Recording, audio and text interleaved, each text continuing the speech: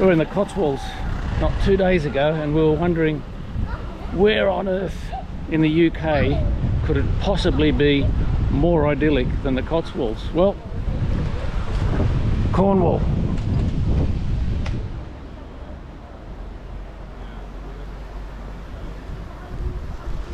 Let's explore Polperro.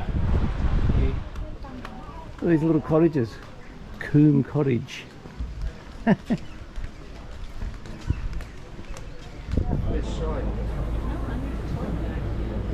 Now, a Cornish pasty in Cornwall. How much more authentic can you get than that? We'll be having one of those before the day's out, I can tell you.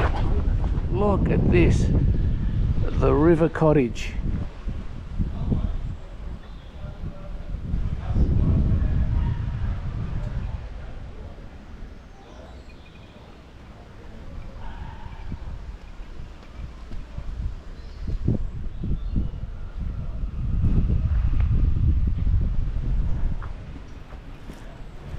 Even Polperro has its side streets.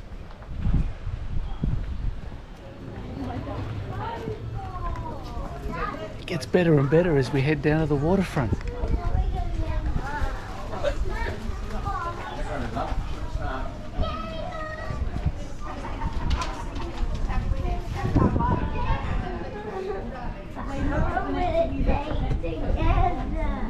Polperro Church. Well, it was always going to happen. A Cornish pasty in Cornwall. Let's do this. Steak Cornish pasty. Pasty. Pasty. Get it right. Any drinks or anything at all? I'll have a Coke Zero there. Yeah. Medium pasty and a Coke Zero steak. Well, I got myself the steak Cornish pasty, and we're going to make our way down to the water to eat it, if we can find the waterfront. That is, oh, there it is. Harbour. Off we go.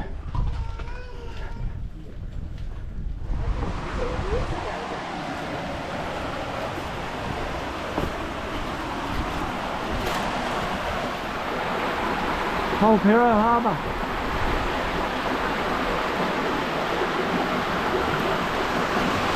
Can you imagine it'd be this pretty? This incredible stream running all the way through the village and spilling out into this pretty little fishing port harbour. Wow. Now I think I've picked the best spot in the harbour. Sit down and have my Cornish pasty, which in Cornwall would just be a pasty. There's my view. I'm thinking that pasty will pretty much match it. A minute ago I was all alone sitting on this bridge,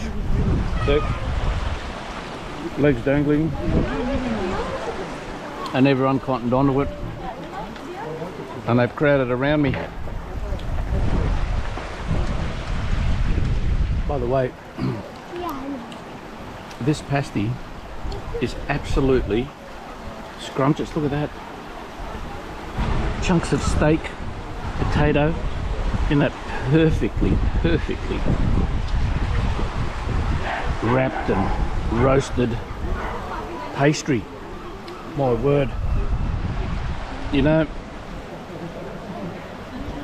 the last bite, the last morsel never seemed so sweet.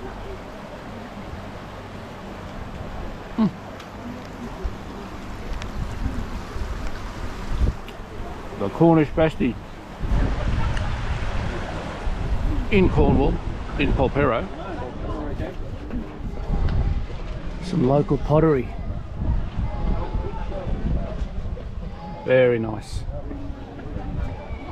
You can pick that up for a cool £562, reduced down from 1,125. It's a bargain. I tell you, if it's one place in the world I'd be likely to spend that sort of money on that sort of piece, it's right here. I think Polperro has that hypnotic touch where anything and everything is beautiful and anything and everything is worth it.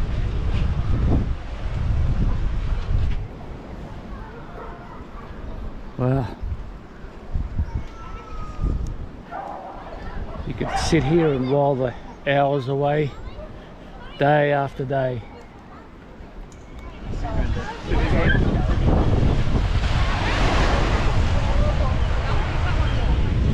You know, one of the wonderful things about Polperro is that it's still a working harbour. There are still fishing operations at work and based out of this harbour, keeping alive the many centuries of tradition.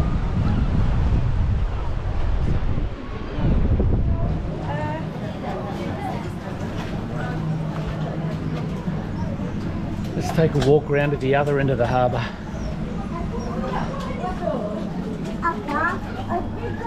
We've only seen half of it here in Polperro.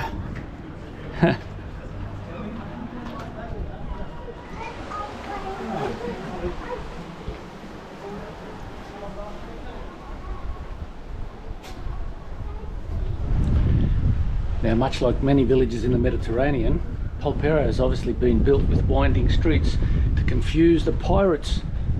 These coastal villages were subject to raids and pillage by pirates, and so they're designed to make it as difficult as possible for invaders to get around. Look at this. An entire house front decorated with seashells and pebbles. Wow, how's that for a canvas?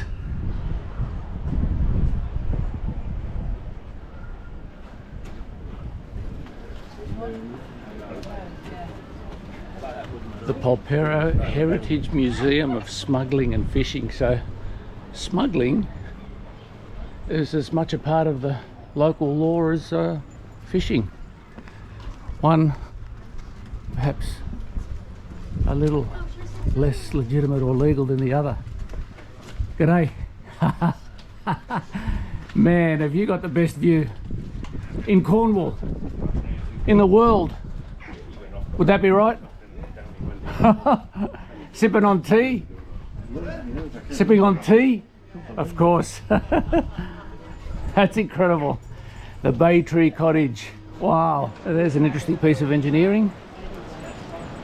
The harbour gate opens and closes to enable protection of the fishing fleet. In heavy seas, that would be very, very effective. Not only to protect the fishing fleet, but the homes as well, the houses as well. How's that for right there? Position, position, position, all right.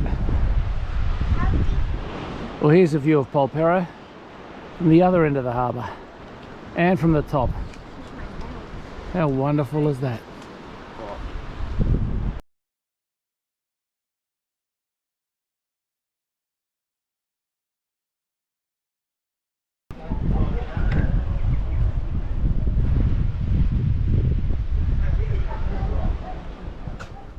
That's sunny, all right.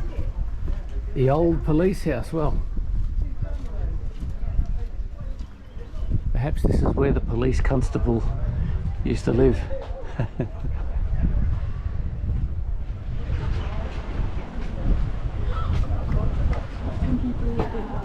That's the old watch house. I'm thinking in the old days it might have been someone's job to sit in that there house and keep watch over the harbour, and if any pirates or bandits were to approach, they'd be the ones to alert the townfolk. It's back up and out of the town, but we've taken a different path from from the harbour back up. Now here's an interesting little aside. This place is called Topple Cottage, and when you look up toward the top of the cottage, it actually looks as though it's leaning to the left hand side, kind of like a leaning tower of Polperro. See that? I don't know if it's obvious in the video, but when we look at the base of the wall here, it's straight, and then it just goes up at an angle. Maybe that's why it's called Topple Cottage. Or maybe I've just chosen to create the story to fit the name. I'm thinking not though. All of those names have some significance. There was one back there called Marigold Cottage, and this one's called Lime Kiln Cottage. Well, I think it's a fair bet that at some point Lime Kiln Cottage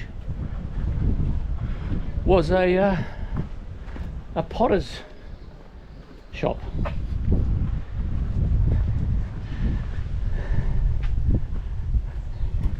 I think we've got to descend back down into the town to walk back up out of the car park. Wow. Even the post boxes are pretty. Look at this place. I'll just back up a little bit there. Rose Cottage. There's a rose cottage in almost every town we've been to. Look at that.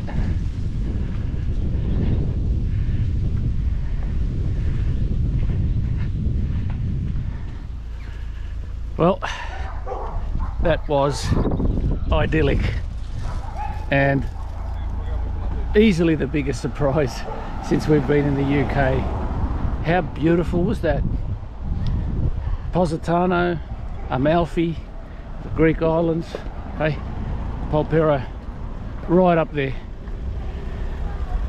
We're off. Cheers.